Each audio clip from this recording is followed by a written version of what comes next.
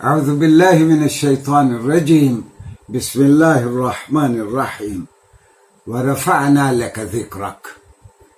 محمد صلی اللہ علیہ وسلم خاتم الانبیاء کو خطاب کرتے ہوئے اللہ نے فرمایا، اے محمد ہم نے آپ کے ذکر کو بہت بلند کر دیا. ناظرین گرامی، آج ہم دیکھ رہے ہیں کہ رسول اللہ صلی اللہ علیہ وسلم کا ذکر آپ کسی کانٹیننٹ میں چلے جائیں، کسی رنگ و نسل کے آدمی سے مخاطب ہوں، ہر کانٹیننٹ میں مسلمان ہیں، ہر رنگ کا آدمی مسلمان ہے، ہر زبان بولنے والا ہر نسل کا آدمی مسلمان ہے. اور تاریخ نے یہ دیکھا کہ جس طرح آپ کے ذکر کو بلند کیا گیا، اللہ کی جانب سے کسی اور کے ذکر کو اس طرح بلند نہیں کیا گیا.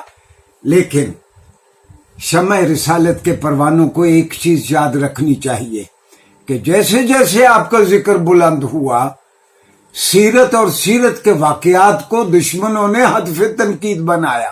جس طرح میں نے پچھلے لیکچر میں عرض کیا تھا کہ مغرب کی خاص طور پر جرمنی کے مستشرقین کی، امریکہ کے مستشرقین کی، برطانیہ کے اور یورپ کے مستشرقین کی یہ کوشش ہے کہ سیرت کی کتابوں کو غیر مستند اور ناقابل اعتبار ثابت کر دیں. ہاں، اگر ان کو کوئی مسلمان مل جائے جو رسول اللہ صلی اللہ علیہ وسلم کی حق دہن توہین کرنے والا ہو، یا آپ کی ذات، آپ کے بہت سارے بیان کردہ واقعات کو دھندلانے کی کوشش کرنے والا ہو، وہ پھر مغرب کا ڈارلنگ بن جاتا ہے. میں ایک مثال پیش کروں گا. ابن وراق کراچی کے کسی عربی مدرسے کا طالب علم تھا. عربی بہت اچھی جانتا تھا، انگریزی میں اچھی مہارت تھی. برطانیہ گیا، اس نے عیسائیت قبول کر لی اور اس نے سیرت پہ جو سب سے بڑا حملہ کیا، یہ غالباً 2006 یا 7 میں اس کی کتاب چھپی، دا کویسٹ فار ہسٹوریکل محمد، اصل محمد عربی کی تلاش، جو تاریخ میں رونما ہوئے.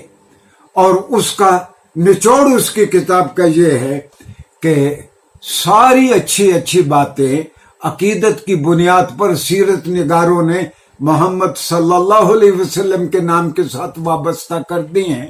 یہ ساری جھوٹی کہانیاں ہیں جو سیرت کے نام سے سنائی گئی ہیں. اچھا، جب ایک مرتد شخص یہ کہتا ہے تو پھر مغرب کے اسکالرز کو بھی حوصلہ ملا.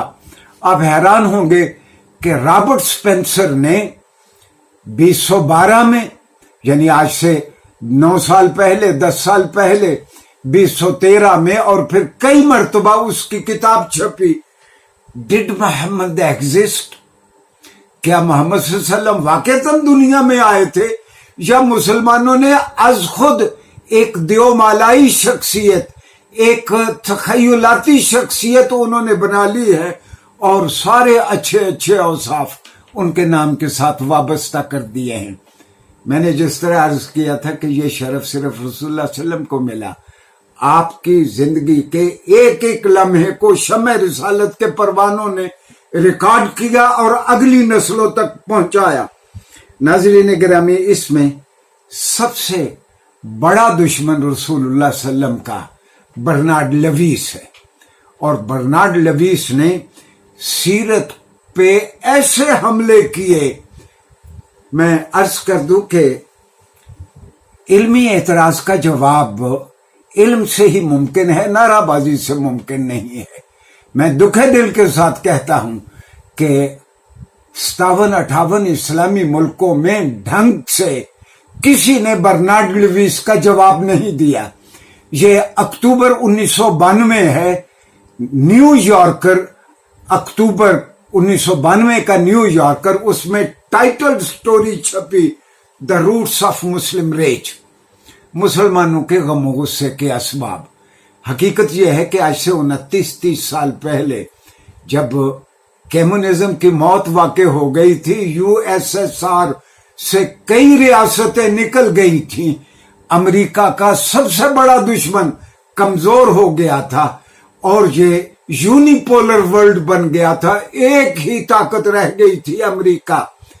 तो हकीकत में अमेरिका को अब एक नए दुश्मन की तलाश थी, अपने मुआशरों को इंटेग्रेटेड रखने के लिए, मसीही दुनिया को इंटेग्रेटेड रखने के लिए। तो बर्नार्ड लवीस, जो एक यहूदी एरिया स्टडी स्पेशलिस्ट है, सेल्फ अपॉइंटेड, तो उसने एक आर्टिकल लिखा the roots of Muslim raise, कि ये मुसलमानों के गमो गुस्से के असबाब क्या हैं, ये मुसलमान भाई साहब ये क्यों नाराज फिरते हैं। हालांकि 1992, आज से 30 साल पीछे नाज़रीन चले जाएं, पाकिस्तान की और अफगानिस्तान की मदद से तो यूएसएसआर टूटा। तो मुसलमान कब मगरब के दुश्मन थे? मुसलमानों ने तो अमेरिका से ताउन किया और यूएसएसआर टूटा। नाज़रीन गिरामी, इसने सीरत का अजीब तस्वुर पेश किया। इसने कहा कि मोहम्मद अरबी के दो ही रोल हैं। एक मक्की रोल है कि जब वो मकामी खुदाओं के भी बागी थे, मकामी रसूम रवाज के भी बागी थे, सिटी स्टेट ऑफ मक्का के भी बागी थे, बकौल इसना मुराद ओरिएंटलिस्ट बर्नार्ड लवीस के। फिर कहता है कि मोहम्मद अरबी सल्लल्लाहु अलैहि वसल्लम का एक दूसरा रोल है मदीना में, जहां वो सॉवरन थे, हाकिम आला थे, सिपा सालार थे, चीफ जस्टिस थे, सारी हैसियतें मोहम्मद अरबी खातमुन नबीयीन सल्लल्लाहु अलैहि वसल्लम के पास थी। फिर वो पूरे यूरोप को और पूरे मगरब को और मसीही दुनिया को और यहूदियों को वो अलर्ट करता है कि Muslims are going to capture Europe, Muslims are going to take over Europe. आगाह रहो कि मुसलमान चंद सालों में पूरे यूरोप पे कब्जा करने वाले हैं। और फिर ऐसे आर्टिकल छपना शुरू हो जाते हैं, Muslims are coming, Muslims are monolithic. Monolithic ये कंप्यूटर वाला नहीं है। मोनोलिथिक जब इंटरनेशनल रिलेशंस में बोला जाता है तो इसका मतलब यह है कि मुसलमान यकतरफा ट्रैफिक रखते हैं, सिर्फ बोलना जानते हैं, वो सुनते नहीं हैं, वो किसी की बात मानने को तैयार नहीं है।